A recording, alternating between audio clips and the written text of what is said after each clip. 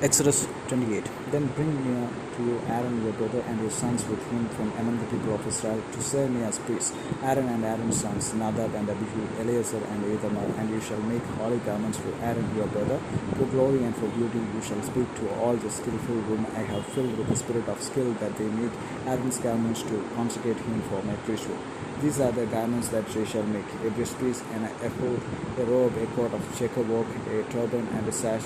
They shall make holy garments for Aaron your brother and his sons to serve me as priests. They shall receive gold, blue, and purple, and scarlet yarns, and fine twined linen. And they shall make the ephod of gold, of blue and purple, and of scarlet yarns, and of fine twined linen. Skillfully worked, it shall have two shoulder pieces attached to its two edges, so that it may be joined together. And a skillfully woven band on it shall be made like it, and be of one piece with it, of gold, blue, and purple, and scarlet yarns, and fine twined linen. You shall take two onyx stones and engrave on them the names of the sons of Israel, 6 of their names on the one stone, and the names of the remaining 6 on the other stone, in the order of their birth. As a jeweler engraves signets, so shall you engrave the two stones with the names of the sons of Israel. You shall enclose them in settings of gold filigree, and you shall set the two stones on the shoulder pieces of the ephod as stones of remembrance for the sons of Israel. And Aaron shall bear their names before the Lord on his two shoulders for remembrance. You shall make settings of gold filigree and two chains of pure gold twisted like cords, and you shall attach the corded chains to the settings.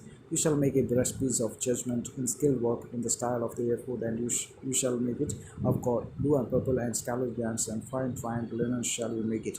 It shall be square and doubled, a span its length, and its span its breadth. You shall set it in it 4 rows of stones. A row of sardius, topaz, and carbuncle shall be the first row, and the second row an emerald, and sapphire, and a diamond, and the third row a jacinth, and a jade, and an amethyst, and the fourth row a beryl, an onyx, and a jasper. This shall be set in gold filigree. There shall be 12 stones with their names according to the names of the sons of Israel.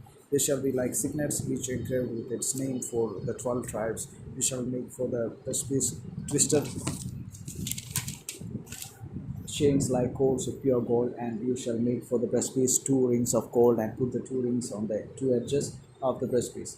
And you shall put the 2 cords of gold in the 2 rings of the edges of the breastpiece. The 2 ends of the 2 cords you shall attach to the 2 settings of filigree, and so attach it in front to the shoulder pieces of the ephod. You shall make 2 rings of gold and put them at the 2 ends of the breastpiece and on its inside edge next to the ephod. And you shall make 2 rings of gold and attach them in front to the lower part of the 2 shoulder pieces of the ephod, and at its seam above the skillfully woven band of the ephod. And they shall bind the breastpiece by its rings to the rings of the ephod with a lace of blue, so that it may lie on the skillfully woven band of the ephod, so that the breastpiece shall not come loose from the ephod. So Aaron shall bear the names of the sons of Israel in the breastpiece of judgment on his heart when he goes into the holy place to bring them to regular remembrance before the Lord. And in the breastpiece of judgment you shall put the Urim and the Thummim, and they shall be on Aaron's heart when he goes in before the Lord. This Aaron shall bear the judgment of the people of Israel on his heart before the Lord regularly.